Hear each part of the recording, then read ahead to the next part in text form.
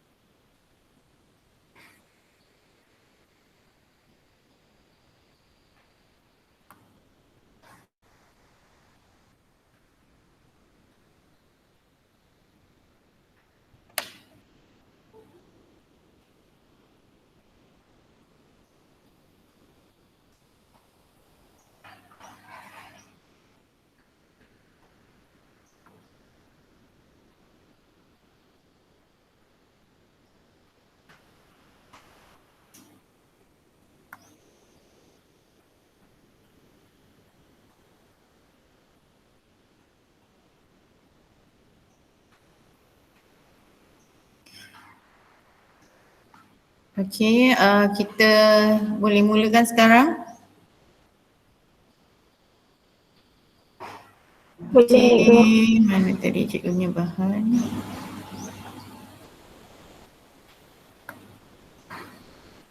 Okey, ni dia. Mula-mula kita dah jawab soalan tadi. Bismillahirrahmanirrahim.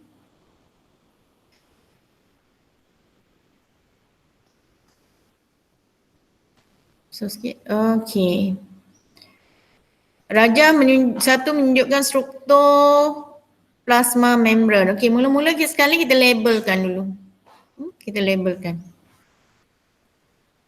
Okey, kita labelkan. Ni apa ni? Jawapannya apa ni? Ni apa? Seorang tolong respon. Ni apa? Dengar tak suara cikgu? Hello? Dengar cikgu. Dengar Okey, X tu apa? X ni adalah Fosfolipid. fosfolipid. Okey, fosfolipid. Lipid ataupun bilateral fosfolipid bilateral. Dui lapisan fosfolipid. Dui lapisan fosfolipid. Okey. Dia ada bahagian kepala dan bahagian ekor. Dia ada bahagian kepala dan bahagian ekor. Ini kepala boleh buat huruf apa? Kepala boleh buat huruf A jadi I. So dia ni adalah hydrophilite. Like.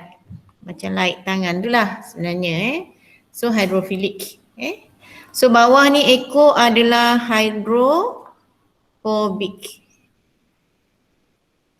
So bahagian kepala boleh larut dengan air, manakala bahagian ekor larut dengan dia takut dengan air, makna larut dengan lipid. Okey, kemudian kita tengok pula ini ni. Ni apa ni?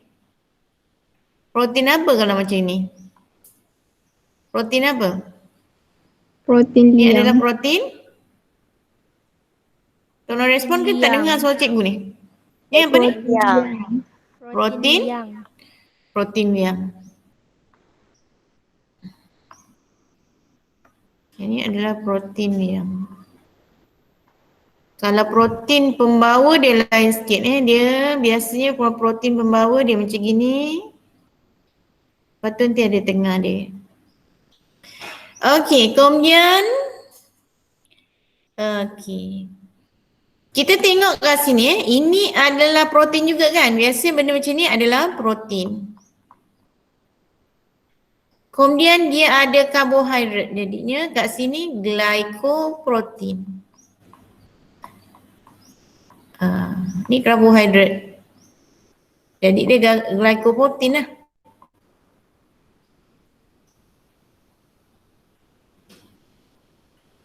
Karbohidrat.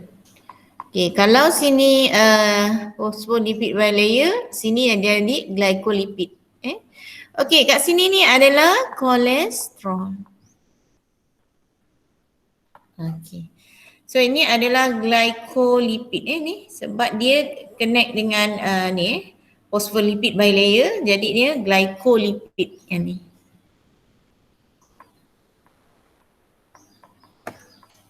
Okey.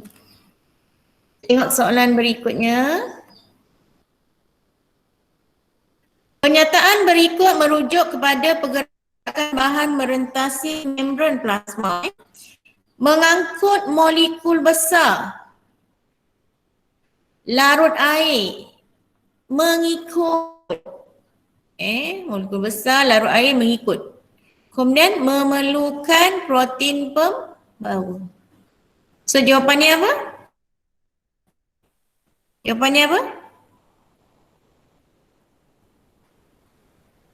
Jawapan apa? Resapan berbantu. Okey, resapan berbantu.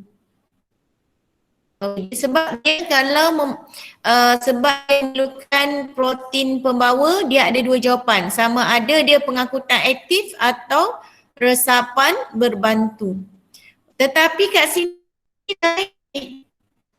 lepas tu dia adalah yang paling penting ialah bukan pasal larut air. Tapi yang penting di adalah mengikut kecerunan, kepekatan dan juga carrier protein. Kerana ada dua perkara dia jadi resapan. Kalau aktif pula, ciri dia pertama adalah lawan dia melawan kecerunan, kepekatan. Yang kedua apa? Kedua. Ciri yang kedua. Lain. Tolong respon. Tolong respon.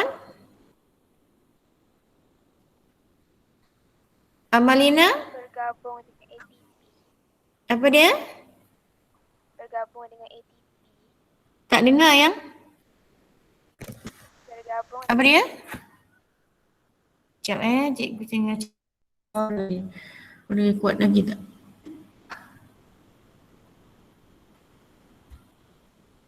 Okey. Cuba cakap. Cikgu dengar tak? bergabung Apa dia, Amalin? dengan ATP.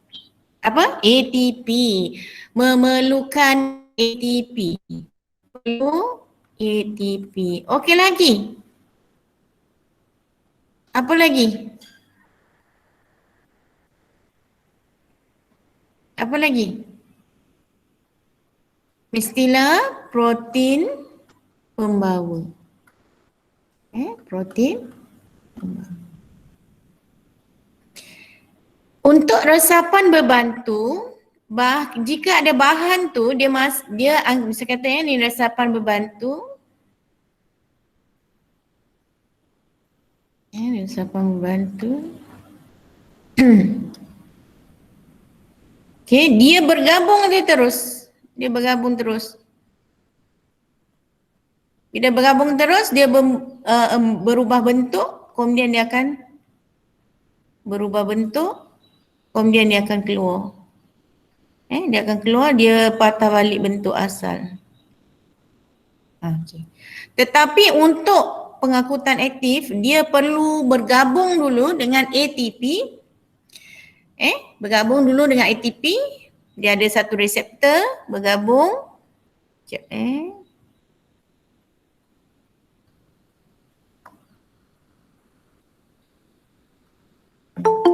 dia bergabung dulu dengan ATP.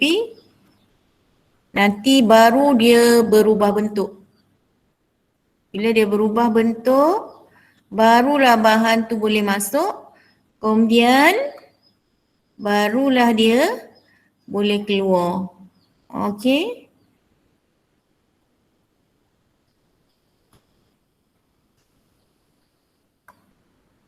Okey, itu dia ada bezanya.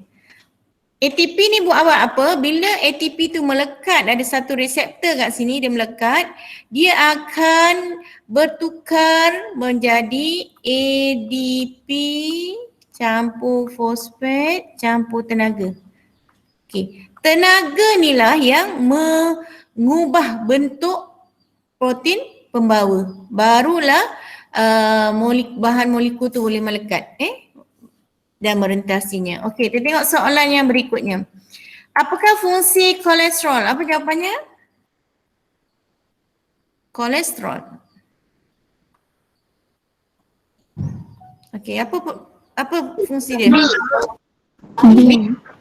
Okey, B. Good.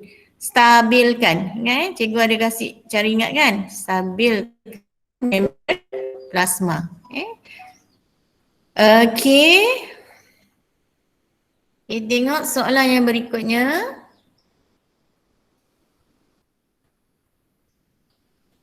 Okey.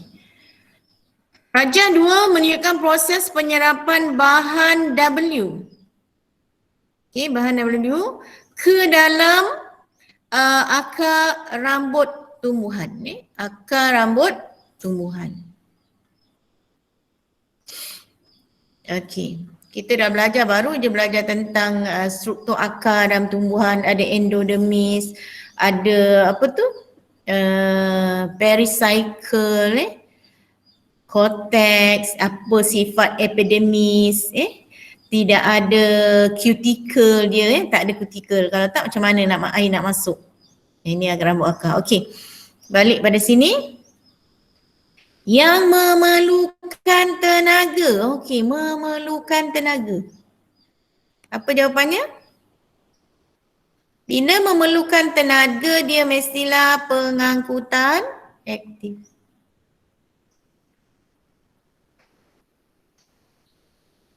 Okey, contoh pengangkutan aktif. Contoh. Diba. Contoh bahan pengangkutan aktif. Ion kalium. Ion. Awak nampak tak kat sini ada I.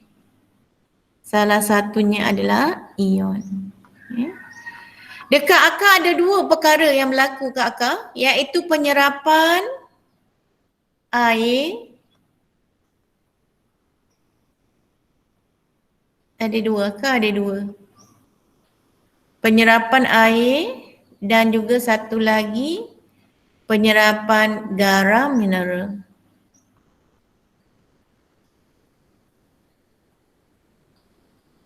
Okey. Kalau air H2O. H2O apanya? O-nya? O apa? Osmosis. Osmosis. Okay, good. Osmosis. So, pengangkutan garam mineral mestilah pengangkutan aktif. Ada satu lagi yang berlaku di akar adalah proses penyerapan gas. Penyerapan gas iaitu penyerapan gas oksigen lah. Kalau akar ni terendam dalam air, okey, penyerapan gas oksigen, ingat tak? Akar akan menjalankan respirasi. So ini adalah melalui apa? Apa? Cara pengangkutannya apa? Pengangkutan kita ada osmosis, resapan berbantu dan juga pengangkutan aktif. Apa dia oksigen? Oksigen. Resapan ringkas. Resapan ringkas. Resapan ringkas. Okay, good. Resapan ringkas.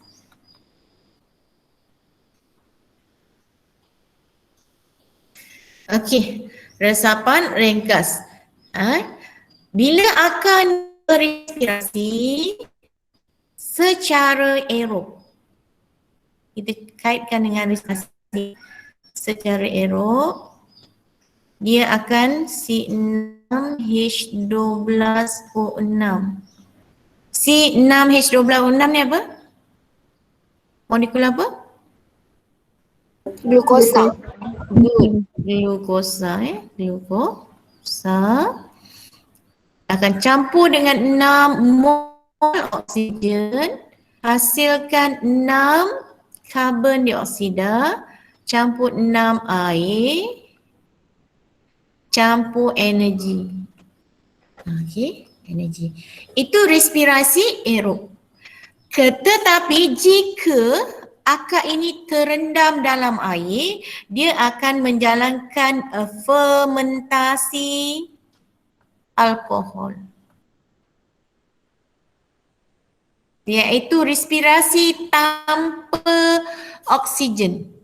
Dia akan menghasilkan etanol. C6H12O6 terus saja. Tak ada oksigen macam ni. Hasilkan etanol. Campur karbon dioksida, campur tenaga. Etanol ni yang membahaya, yang boleh membunuh akar sebab dia racun. Macam manusia lah tak boleh minum alkohol arak. Okey. Kita tengok pada soalan yang berikutnya. Pelajar lelaki tak ada yang masuk lagi ke?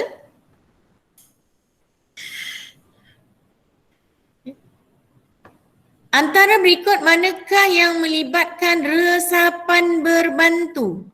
Okey, resapan berbantu. Yang kita tahu ada satu aja tenaga, iaitu pengangkutan aktif.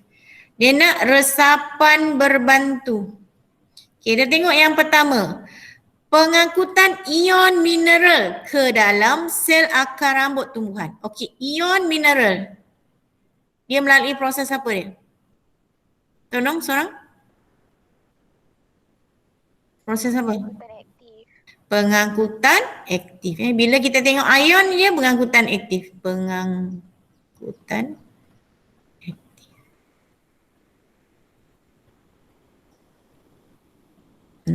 Aktif ion. So kita ada ion dekat sini. Okey. Kita tengok yang kedua pula. Pertukaran gas. Perkataan gas saja tengok. So, jawapannya? Resapan ringkas. Resapan ringkas. Betul, pandai. Resapan ringkas. Dia kalau molekul kecil, dia adalah resapan ringkas dan ia melalui fosfolipid bilayer. Dia angkut secara resapan ringkas lalu kat mana? Lalu kat fosfolipid bilayer. Tu resapan ringkas. Resapan ringkas dia akan lalu fosfolipid bilayer. Dia lalu kat sini.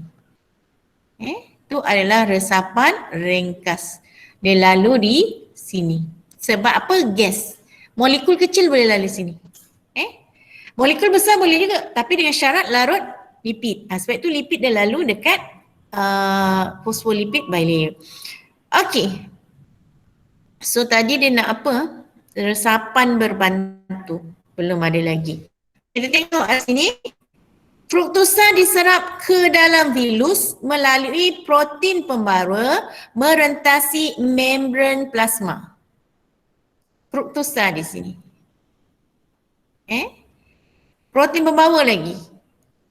Jadinya dia jadi resapan berbantu. Sebab apa? Sebab ada perkataan protein pembawa.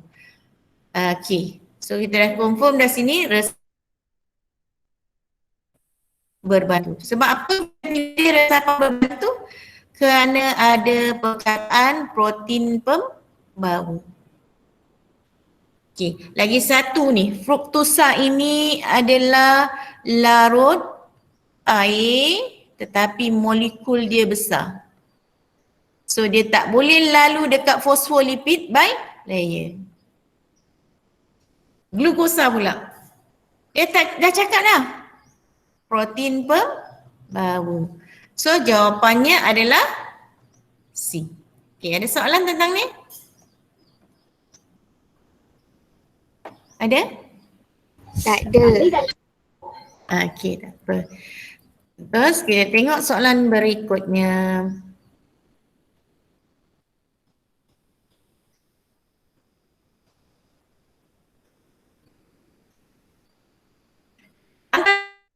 Isi dari yang manakah mewakili hypertonic? Hypertonic.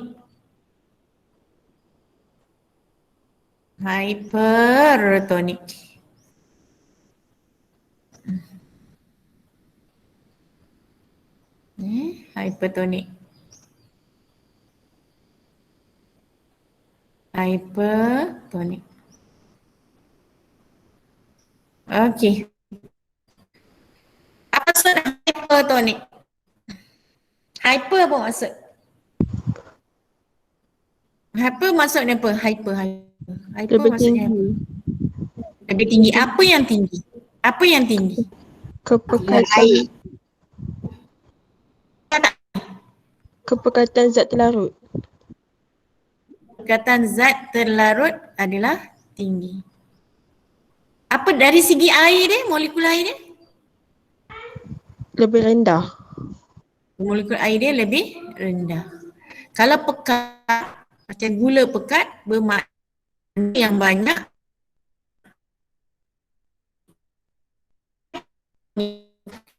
kalau kita masuk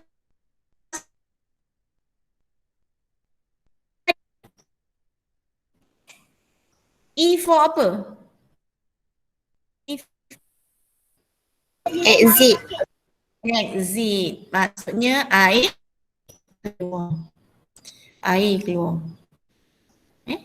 Okey, bila air keluar, bila air keluar, apa jadi? Apa jadi pada jisim? Jisim apa? Bertambah ke berkurangan jisim sel?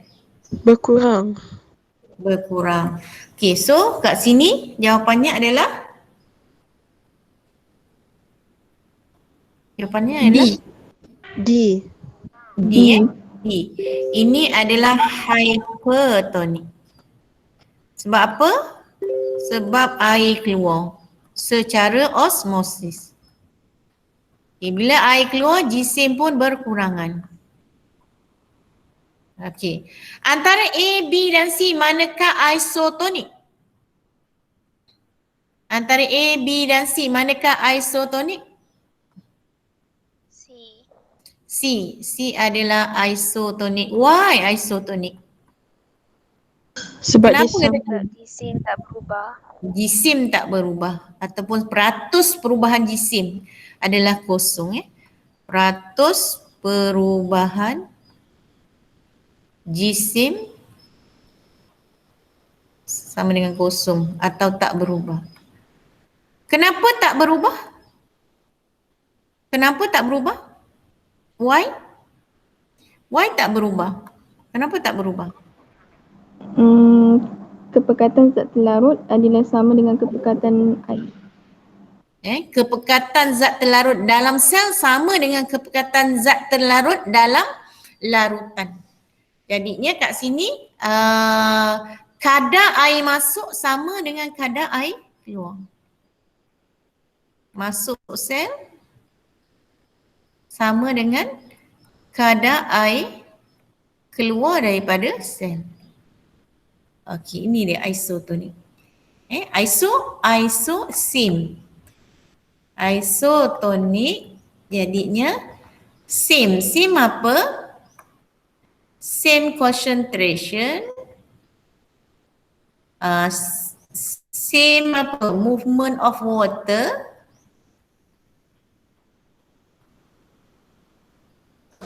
Same shape. Sel dia ni kita panggil dia sel yang flasid. Okey, A dan B apa pula? A dan B. A dan B? Hypotonic. Hypotonik. Hypotonik biasanya cikgu tulis hypo ni cikgu besarkan gitu. Kenapa? Kerana air masuk. Okay, cikgu nak tanya, antara A dengan B, mana yang air masuk banyak? Antara A dengan B, mana air masuk banyak dalam sel? A. A paling banyak masuk. Okay, good. Okay, kita tengok soalan ni. Ni sel asal, kemudian dia jadi ni. Yang penting kat sini dia adalah sel tumbuhan. Sel tumbuhan dalam bahasa Inggerisnya panggil plant. Okay. tengok gambar ni, awak boleh tahu tak air masuk ke air keluar? Inferen awak. Air keluar. Air keluar. Okey. Awak tulis air keluar. Daripada sel. Okey. Kalau air tu keluar daripada sel, apakah nama larutan X jika air keluar? Hypertonic. Hypertonic. Hyper. Bagus. Hypertonic.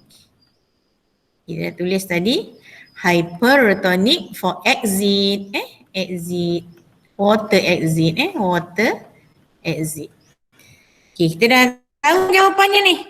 Hypertonic. Oh, ada dua jawapan hypertonic. Yang mana satukah? Plasmolisis atau diplasmolisis? Plasmolisis. Okay, plasmolisis dia air keluar. Diplasmolisis dia kembali semula. Air masuk semula setelah mengalami plasmolisis. So jawapannya adalah C. Good. Okay. Orang suri rumah mendapati bahawa hirisan timun yang direndam dalam larutan sukrosa 0.2% menjadi keras. Okay. Kita tengok keras. Kenapa dia jadi keras? Okey, kena jawab dulu kenapa dia jadi keras. Sebab larutan sukrosa 0.2% ni kita tak tahu nak tentukan dia hypertonik ke hypotonik ke isotonik, dia tak tahu. Tapi kita tengok dulu dia jadi keras. Kenapa? Why keras? Kenapa keras? Kena jawab dulu ni baru kita tahu. Okey, kenapa keras? Air masuk. Okey, kenapa keras? Kerana air masuk. Okey, sebab dia air masuk. Mesti bila sebut air masuk, mestilah secara osmosis. Kenapa air boleh masuk? Kenapa air boleh masuk? Why lagi? Kita tanya lagi diri kita. Why? Kenapa air boleh masuk? Kenapa air boleh masuk? Kerana merujuk pada larutan. Yang hypotonik. Kerana larutan sukrosa 0.2% adalah hypertonik kepada sel. Tak boleh cakap sendiri-sendiri je. Itu salah.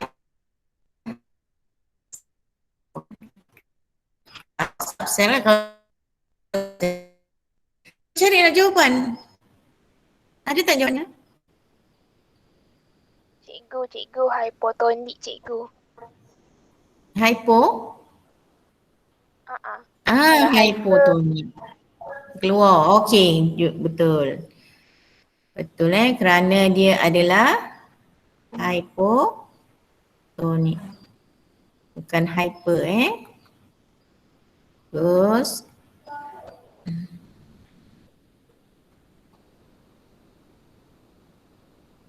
Hypotonik. Apanya? Ada tak? Ada tak? Tak ada. D. Okey, kenapa tak nampak istilah hypertonik kat sini? Okay, kita tengok. Hypotonik larutan sukrosanya hypotonik. Kita tengok. Larutan sukrosa adalah hypotonik. Ni air dia. Okey, kita tengok timunnya ni.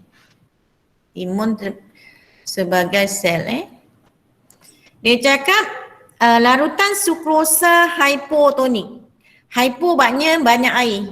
Banyak molekul air.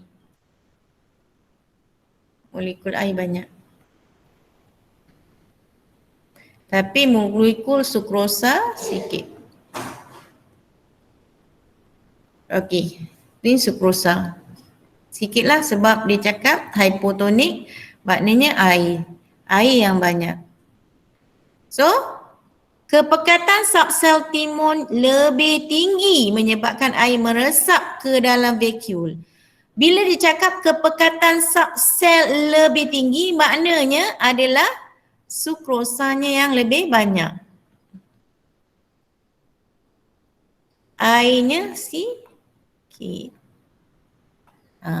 Bila air sikit, air akan bergerak dari molekul yang banyak, daripada kawasan yang banyak ke kawasan yang sedikit. Misal kata cikgu lukis sini, ada 2 je molekul air. Sukrosa dia ada macam ni. So, dia akan masuk. Okay, good. Mana orang? Okay, kita tengok pada soalan berikutnya. Raja menunjukkan satu susunan radas yang disediakan oleh seorang pelajar untuk mengkaji pergerakan molekul air secara osmosis. Dia cakap lambang untuk menurunkan aras cecair berwarna dalam kentang. Kita nak turunkan dia. Kalau nak turunkan, air mesti masuk dalam ni ke air mesti keluar? Kita nak turunkan. Bermakna kita tak nak air tu masuk dalam ni. Kita tak nak air ni masuk dalam ni. Okey, kita tengok jawapan. Menggantikan air suling dengan larutan sukrosa 20%. Air suling ni, air suling kita gantikan dengan larutan sukrosa 20%. Air suling ni. Tapi kentang macam biasalah. Kentang biasa tetapi tengahnya ni masih biasa 20%. Yang ni 20%. Kentangnya tu 20, dalam kentang ada 20%. 20%. Okey. Sekarang kita tengok. Kecil sangat ni Sekejap Susah.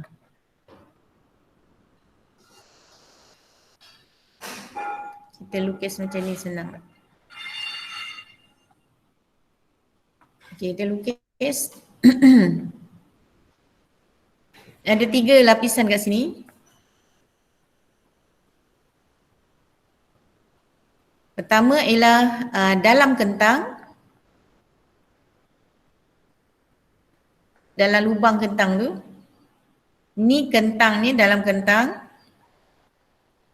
Ni kentang, ni lubang dalam kentang lubang dalam kentang.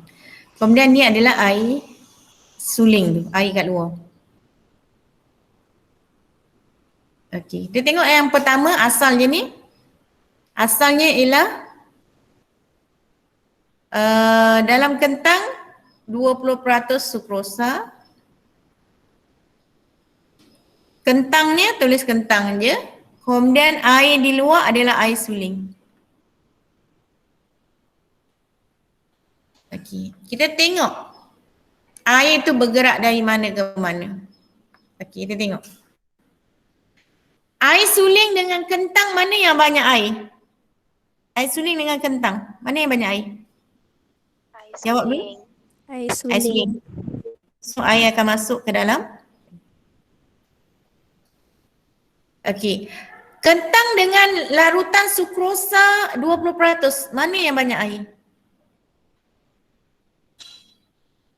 Kentang dengan larutan gula 20%. Mana yang banyak air?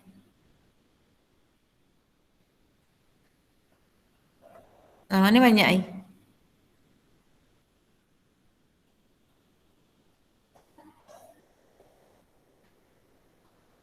Tadi air dah masuk dalam kentang. Jadi kentang dah banyak air. Sebenarnya air dengan larutan sukrosa 20% makna kentang lebih banyak air. So air akan masuk ke dalam lubang dalam kentang tu, maka aras air naik. Inilah yang berlaku dekat gambar tu. Kat gambar ni kenapa aras air naik? Kalau kita tak tahu air pun kita tahu gula, belum air akan masuk. Sebab apa? Air suling tu adalah hipotonik kepada kentang. So air banyak dalam air suling akan bergerak ke dalam kentang secara osmosis. So jadi kentang tu menjadi lebih hipotonik kepada larutan sukrosa 20%. Maka air akan pergi dari kawasan yang banyak air ke kawasan sikit air. Okey, sekarang ni Din nak macam mana supaya air tak naik. Okey, kita tengok langkah pertama. Menggantikan air suling dengan 20%. Sini 20%. Sini 20% juga. Agak-agak lah. Apa berlaku pada air dalam kentang? Air nak masuk kentang ke air nak keluar daripada kentang? Okey. Okey, cepat. Seorang tulis, cakap. Cikgu seorang senyap je.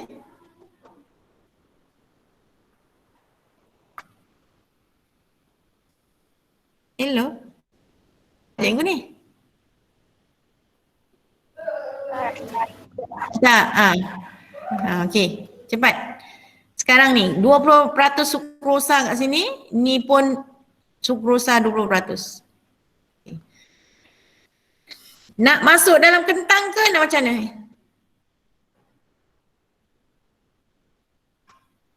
Ni sekarang kita cerita pasal air. Air tu. Air akan pergi mana? Okey, 20% sukrosa, air ni berbanding dengan air dalam kentang, mana yang banyak?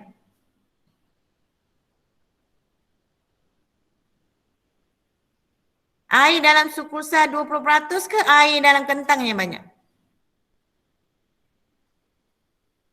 20% ni ya, April?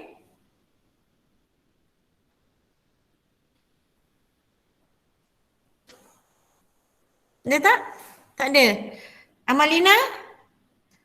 Lina apa? Lina? Tak nak cuba? Saya tahu Boleh. cikgu. Tak tahu. Okey, kalau awak buat halwa, awak pakai apa? Pernah makan halwa? Gula. Apa? Gula pekat ke gula cair? Gula pekat. Gula pekat. Bila gula pekat, air masuk ke air keluar daripada makanan tu?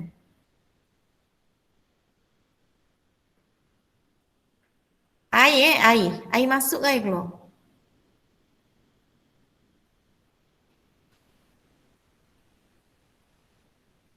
Senang ginilah. Ikan masin pula. Garam tu garam pekat ke garam cair? Garam pekat. Garam pekat. Air masuk dalam ikan ke air keluar dari ikan? Air masuk. Dalam ikan? Habis sekejap. mana jadi ikan kering? Air keluar. Air keluar daripada ikan. Sebab tu jadi ikan kering. Air dah keluar? Okey. Dia jadi kecut. Sebab tu benda-benda yang dijeruk, dikeringkan tu ke, dia akan jadi kecut. Okey, sekarang ni. 20%. Air masuk dalam kentang ke air keluar daripada kentang? Masuk. Air masuk. Gula 20%. Air masuk dalam kentang ke air keluar dari kentang?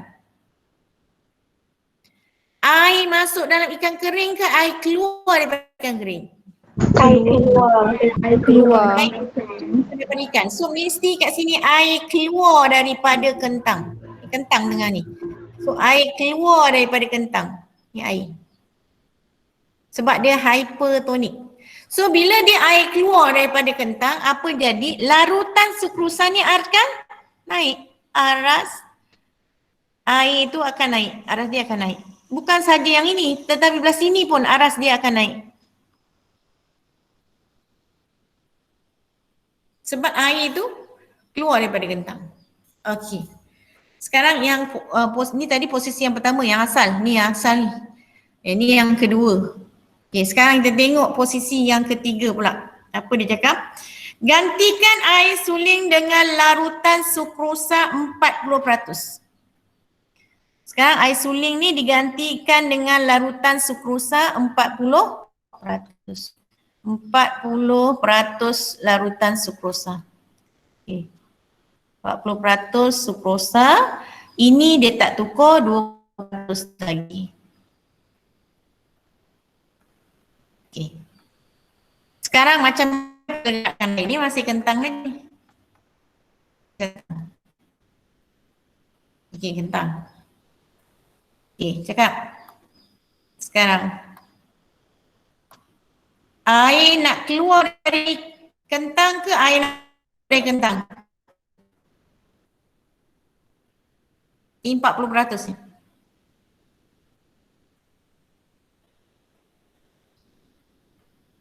Tolong respon. 40% hypertonik ke hypotonik? 40%. Hyper. Hypertonic. Hyper. Okey, dia hyper. Sama dengan atas ni kan, hyper. So kalau hyper, air apa? Keluar. Air keluar. Exit. Exit daripada kentang. Air keluar. Ini pun hypertonik. So air pun keluar. Air keluar. Apa jadi? Aras dia pun masih naik. Aras dia pun makan naik. Okey. Yang ketiga pula. Sekarang yang ketiga. Apa yang ketiga? Gantikan larutan sukrosa dengan larutan sukrosa 30%. Ini daripada 20% ganti 30%. Ni kentang, masih kentang. Yang kat luar ni, dia gantikan larutan sukrosa dengan 30%. Okey. Sekarang kat luar ni masih air? Suling. Okey, sekarang kita tengok pergerakan air pula. Okey, tengok belah sini. Okey. Air suling dengan kentang. Air suling adalah apa? Hai? Hypotonic. Hypotonik. Hypotonik. Hypo maksudnya air masuk ke dalam sel. Betul? Betul. So air masuk ke dalam sel. Air. So air ni akan jadi turun kan? Betul tak? Air masuk, sini arasnya jadi turun. Okey, air banyak tak kat sini? Air banyak tak kat sini? Banyak tak air kat dalam kentang? Banyak. Banyak. So air banyak berbanding dengan ni. Sebab ini hypertonik. Hyper makna air keluar daripada. Yang hyper, dia jadi hyper, air keluar dari kentang. So aras dia bila keluar dari kentang, dia kat sini dia akan naik. Tak mencapai juga untuk nak nurunkan dia. Okey, sekarang kita tengok yang terakhir. Gantikan larutan 20% dengan 40%. Yang 20% ni ganti dengan 40%.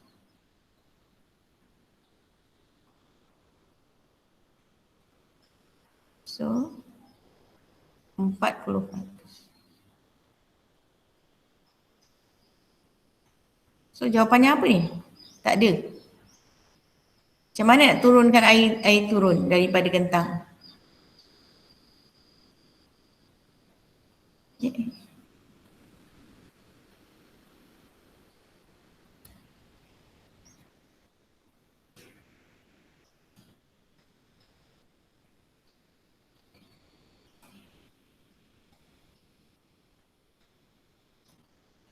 Sulit.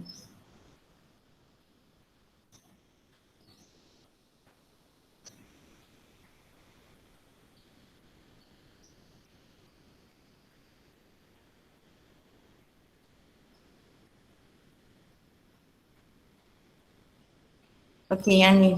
Cikgu rasa cikgu ada silap yang kat atas ni. Okay, tak apa. Kita tengok yang ni. Ini diganti dengan 40%. Ni kentang. Ni masih lagi apa? Air suling. Okey. Air suling dengan kentang. Air suling adalah hypertonik. So dia masuk.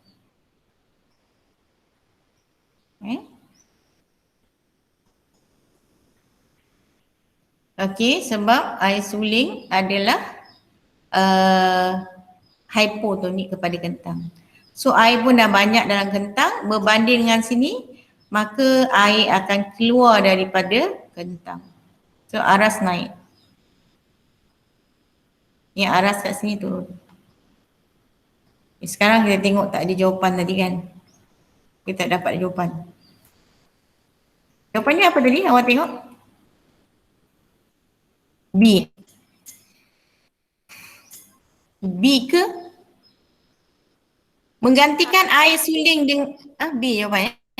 Menggantikan air suling dengan 40%. Okey. Air sulingnya 40%. Okey. Ni kita ada silap sikit je Air sulingnya 40% diganti dengan 40% yang ini. Jadi air akan keluar daripada kentang. Ini langkah pertama. Air keluar daripada kentang. Okey. Oleh kerana air dia keluar dari kentang, dia jadi pekat. Bila dia jadi pekat, sini kurang air, sini banyak air, dia akan masuk. Okey, inilah jawapannya ni. Air akan turun. Cikgu silap tu. Kena cerita satu-satu dari ujung tepi belah sini. Daripada air kat luar ni. Okey. Okey, ada soalan? Ada soalan? Ke pening? Tak ada, cikgu. Tak ada Okey, kita tengok yang ini pula. X dan Y. Okay, bila kita tengok soalan pertama, kita kira lah molekul dia ni. Kita kira molekul dia ada berapa. Ni 1, 2, 3, 4. Maknanya ni banyak. 1, 2, 3 sikit. Ni 2, 4 ni banyak. Ini sikit. Jadi dia mengikut kecerunan kepekatan.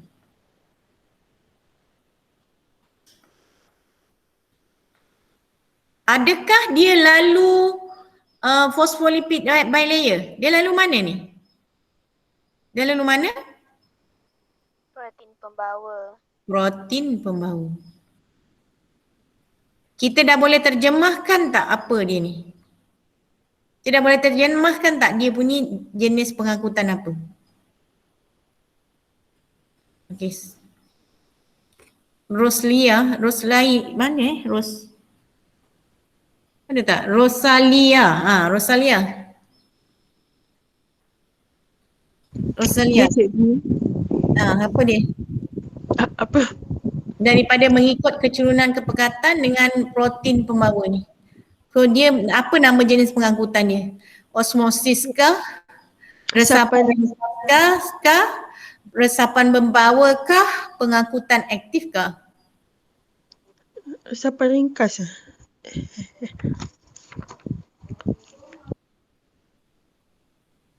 Resapan ringkas. Okey, betul tak? Amalina? Betul tak?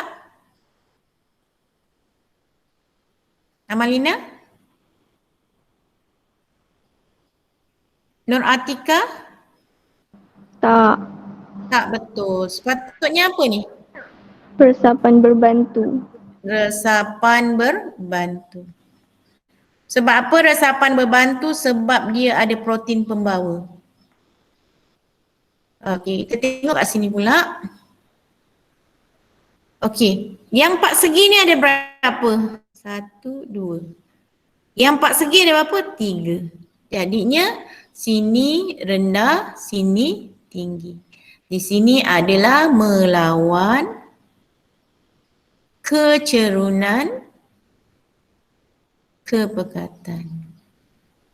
Apa ciri lain? Protein pembawa. Apa lagi satu ciri yang ada dekat gambar? Perlu ATP. Ada ATP. Bila ada ATP automatik, dia adalah P apa? P apa? Pengangkutan aktif. Pengangkutan aktif. aktif. Aktif. Okey. So, kita dah cerita. Ni bila ATP terikat pada reseptor pada protein pembawa, dia akan bertukar menjadi ADP dan fosfat dan tenaga. Tenaga itulah yang mengubah bentuk ni Okey. Dia cakap menunjukkan persamaan di antara kedua-dua. Okey, kedua-dua proses melibatkan pengangkutan bahan melalui protein liang. Tak Tak kan? Ini liang ya Ni liang ya. Ini protein pembawa. Kedua grup X dan Y melibatkan melawan kecurunan kepekatan. Ini pengangkutan aktif saja.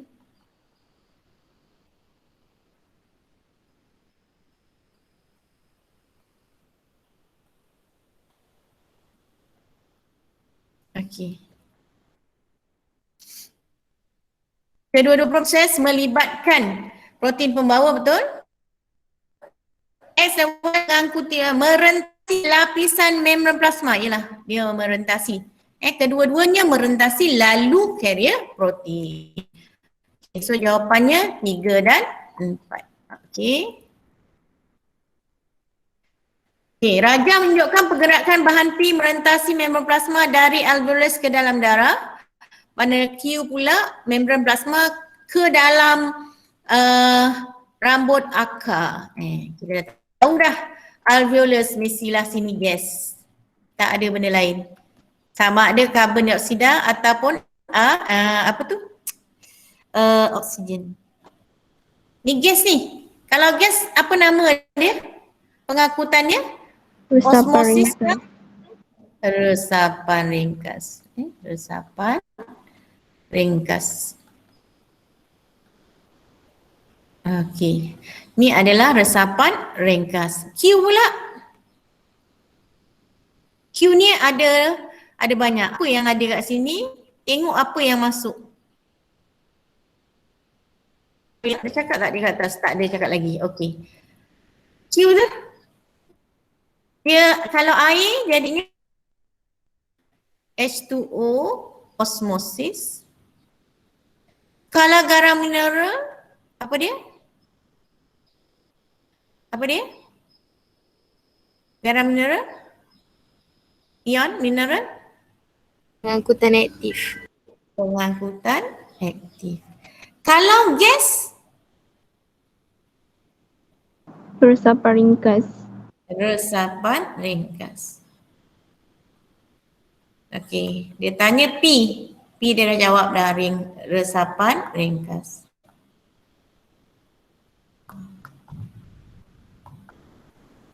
Okey. Bukan pergerakan bahan Q. Oh, kat sini dia dah cakap dekat soalan dia cakap require energy, memerlukan energy. So kita dah tahu Q adalah pengangkutan aktif sebab dia cakap require energy. So pengangkutan aktif. Pertama kita cakap dulu proses dia adalah aktif. Okey, apa tulis?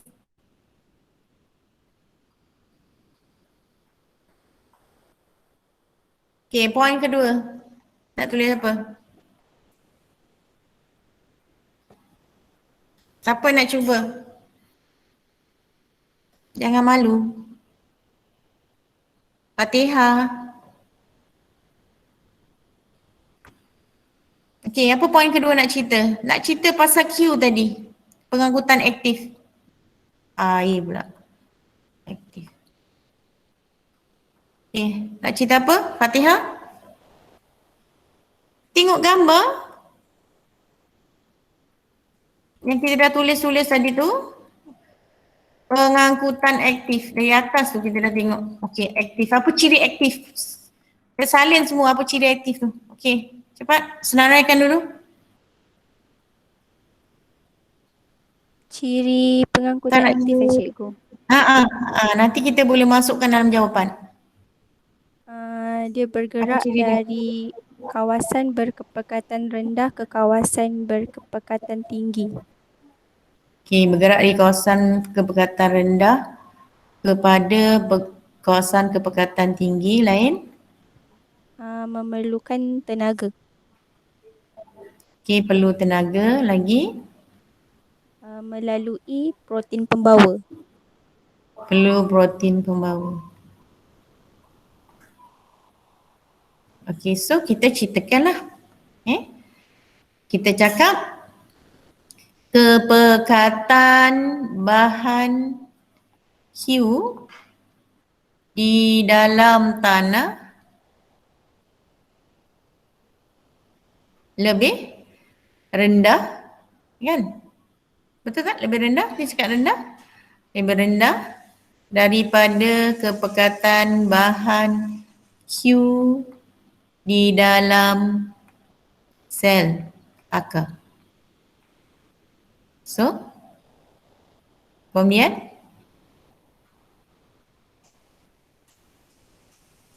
apa buat? Bahan Q akan bahan Q dulu ke energi dulu? Bahan Q dulu ke energi dulu? Energi dulu ke ATP dulu? So, ATP bergabung dengan apa? Protein pembawa. Okey. Kemudian bahan Q bergabung juga dengan protein pembawa.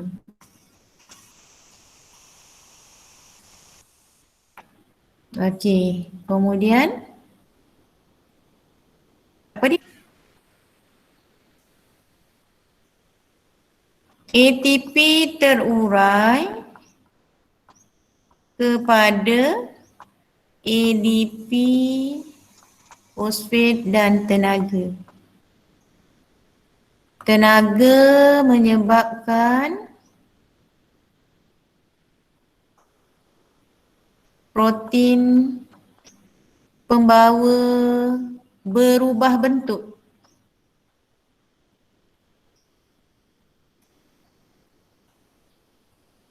Okey, barulah keenam. Bahan Q merentasi membran plasma melawan ke mengikut? Melawan kecerunan kepekatan. Okey. Okey, dia itu dia. Okey, ada soalan? Ada soalan? Tak ada? Tak ada. Syamimi? Okey, faham Okey, kita tengok lagi. Puan Salma telah meletakkan baja berlebihan. Baja lebih tau. Kalau baja lebih, air dia jadi apa? Air tanahnya jadi apa? Air tanah jadi sikit. Bila air dia jadi sikit, maknanya dia adalah Hypertonic. okey. Kalau hypertonic, apa yang exit? Air. Air exit daripada sel Okey, kita tengok. Bila awak nampak soalan macam gini, dia tanya what happened to the plant? Jawab dulu. Apa yang tengok dalam gambar? Apa berlaku pada plantnya? Jadi apa pokok ni? Pokok jadi? Okey, awak tulis pokok menjadi layu ke tumbuhan jadi layu. Dapat markah satu ni. Kita dapat satu markah. Jangan tak jawab. Okey, barulah cerita pasal air tanah adalah hypertonik kepada, so point kedua adalah air tanah menjadi, sepatutnya air tanah hypotonik, tapi oleh kerana dah baja berlebihan dia menjadi, air tanah menjadi hypertonik kepada subsel tumbuhan. Kemudian barulah kau tulis ini menyebabkan air meresap keluar daripada sel secara osmosis. Sel mengalami plasmolisis. Okay. Itu yang menyebabkan dia layu. Plasmolisis. Okey, kita tengok soalan yang berikutnya. Ni. Kepengian nenas. Gula pekat. Bila nampak kat sini gula pekat tau. Okey, gula pekat jadinya hypo ke hyper? Hypertonik. Hypertonik bermaksud Air keluar. air keluar daripada apa ni? Nenas. Daripada nenas, air keluar dari nenas. Secara osmosis. Okey, sekarang dia nak tanya kebaikan dulu. Kita ambil kebaikan dulu. Apa kebaikannya bila kita buat ni? Berbanding dengan simpan nenas segar. Dia letak dalam air gula. Berbanding dengan letak tu. Apa jadi? Kebaikannya apa? Nenas boleh tahan lagi lama. Okey, bagus. So pertama adalah nenas tahan lebih lama.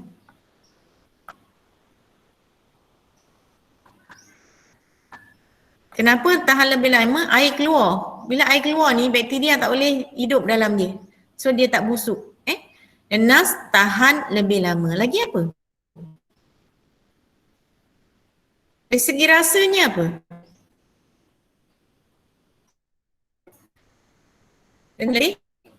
Lebih manis. Lebih sedap lah kalau manis.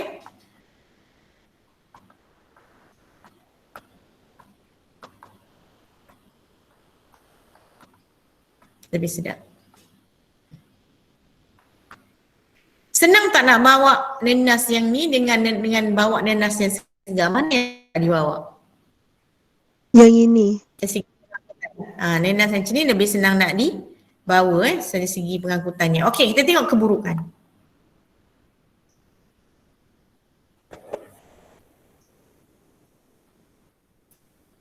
Apa keburukannya?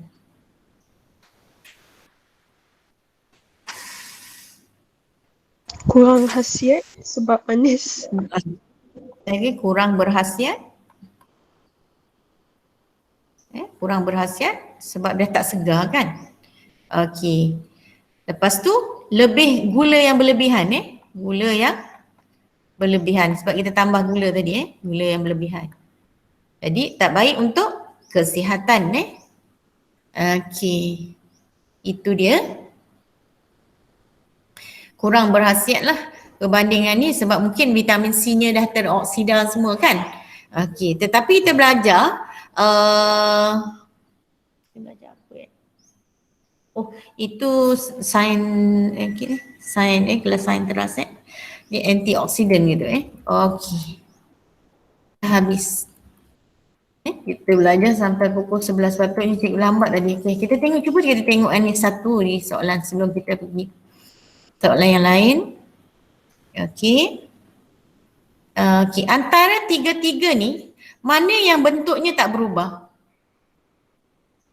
Yang tengah. Yang kedua. Yang tengah. Ini normal kan? Bermakna larutannya apa? Isotonik. Isotonik. Isotonik, bagus. Okey. Ini dia jadi apa ni? Apa jadi pada sel darah merah ni? Kita tengok apa jadi pada sel ni. Pecah. Pecah. Meletus. Okey. Kalau meletus, kenapa dia boleh pecah? Air meresap masuk. Okey, sebab air masuk banyak. Sebab air masuk banyak. So dia sebab sel darah merah ni membran plasma aje. Membran plasma ni bersifat kenyal, dia mengembang, akhirnya lebih daripada level dia akan pecah. So air masuk. So sini bila air masuk adalah air apa? Hypotonik. Hypotonik. Hypotonik. Okey, sini apa jadi pada sel darah? Kecut. Berkedut-kedut, kecut berkedut-kedut. Okey. Kenapa sel darah merah? Sebab air keluar.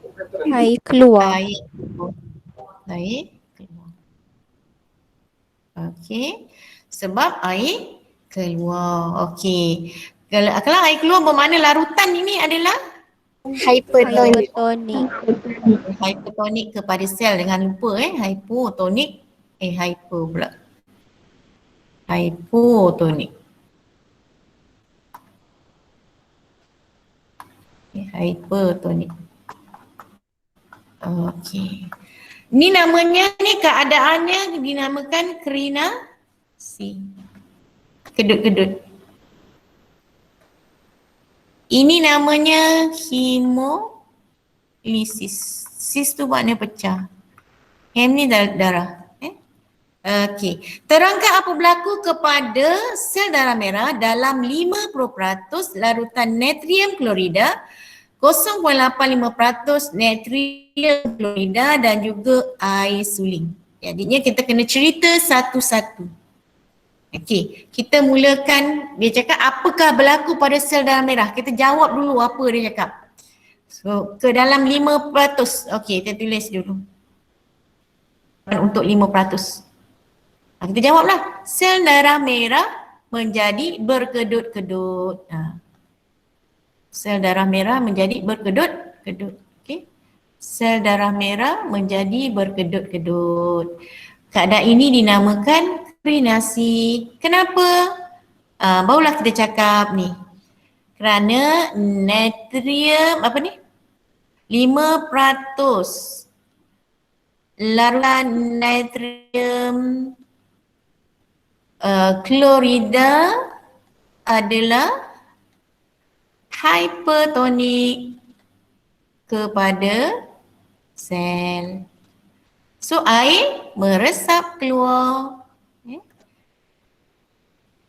Air meresap keluar daripada sel darah merah secara osmosis. Dah dapat dah. So kat sini kita dapat 4. 4 kali 3, 12. Lebih daripada yang dia nak. Okey, yang ini pun kita cakap apa jadi pada sel darah merah? Sel darah merah berbentuk normal. Ni satu. Sel darah merahnya normal. Yang kedua, dia tak ada istilahnya. Terus saja ini. Kita tulis yang ini. 0.85 sodium klorida adalah isotonik kepada sel. Okey, yang ketiga nak buat apa yang ketiga? Nak jawab apa tu? Kalau isotonik. Kandungan air yang meresap masuk dan keluar adalah sama. Okey, kadar air masuk sama dengan kadar air keluar secara osmosis adalah sama. Okey, dah dapat dah. Ini pula. Kita dah cakap tadi apa? Pecah. Kita dah cakap apa? Okey, ini dapat satu. Krisis. Okey, yang ketiga ini. Dia cakap air suling adalah hypotonik kepada sel darah merah. Jangan cakap subsel Kemudian apa jadi? Air masuk secara osmosis.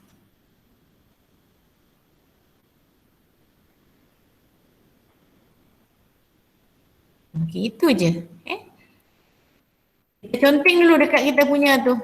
Barulah kita tahu. Okey.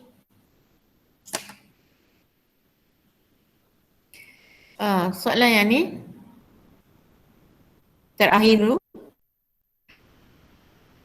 Ditambah dalam air yang mengandungi paramecium. Terangkan kesan racun tersebut terhadap paramecium spesies. Okey. Apa yang awak tahu tentang paramecium ni? Bentuknya seperti selipar. Apa yang penting sangat dekat paramecium ni? Tolong cakap dengan cikgu. Ni cytosol.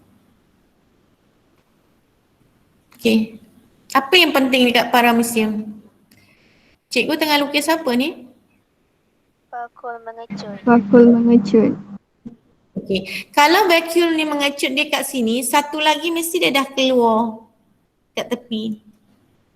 Bukan keluar lah, dia pergi ke dinding. Sepatutnya dia ada dua kan? Kalau dia keluar ni maknanya dia tengah mengecut. Kat tepi ni maknanya dia tengah mengecut, tengah nak membebaskan air. Okey. Ini kat tengah. Ini namanya vacuum mengecut. Okey, sekarang ni racun respirasi ni ditambah dalam air ni. Duduk ni, paramecium ni duduk dalam air tawar. Air tawar ni sifatnya apa? Hai? Air tawar. Tolong cikgu sekejap. Air tawar adalah Hypotonik. Hypotonik. Hypotonik maksudnya air? Masuk. Air masuk. Air masuk. Okey. Kalau air masuk aja, dalam keadaan normal dia ada vacuum mengecut yang akan keluarkan kan? Bila dah penuh, air tu masuk, ni air masuk, dia akan masuk dalam vacuum mengecut. Bila dah penuh dia akan keluar, dia akan pergi ke tepi, vacuum mengecut dan membebaskan air dia. Sekarang ni bila ada racun respirasi ni, bila ada racun respirasi bermakna ada tenaga tak? Tak ada penghasilan tenaga. Bila tak ada penghasilan tenaga, tak ada vacuum mengecut tak boleh mengecut vacuum mengecut tak boleh mengecut. So dia tak boleh membebaskan air yang berlebihan.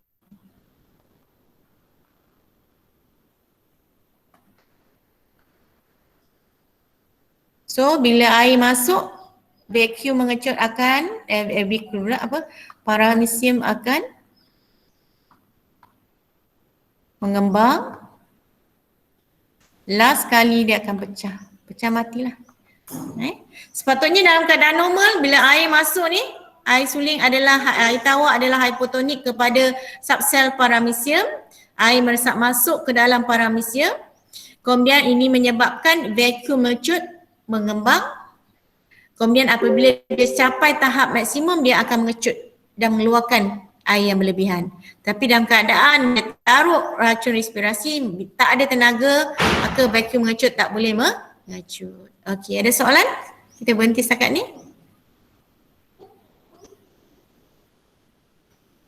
Ada soalan? Tiada. Cikgu. Okey, alhamdulillah. Ada masalah ni cikgu dengan anak cikgu. Okey, kalau tak ada kita tutup majlis kita dengan tasbih kifarah dan suara wa'az. Bismillahirrahmanirrahim. Subhanakallahumma wa bihamdika asyhadu an la ilaha illa anta wa astaghfiruka wa atubu ilaik. Bismillahirrahmanirrahim. Wal 'asr innal insana lafi khusr illa alladhina amanu wa 'amilus solihat wa tawasaw bil haqq wa tawasaw bis sabr. Assalamualaikum warahmatullahi wabarakatuh. Minta ampun, minta maaf. Terima kasih masuk kelas cikgu. Terima kasih cikgu. Terima kasih cikgu. Terima kasih cikgu. Terima kasih cikgu. Terima kasih.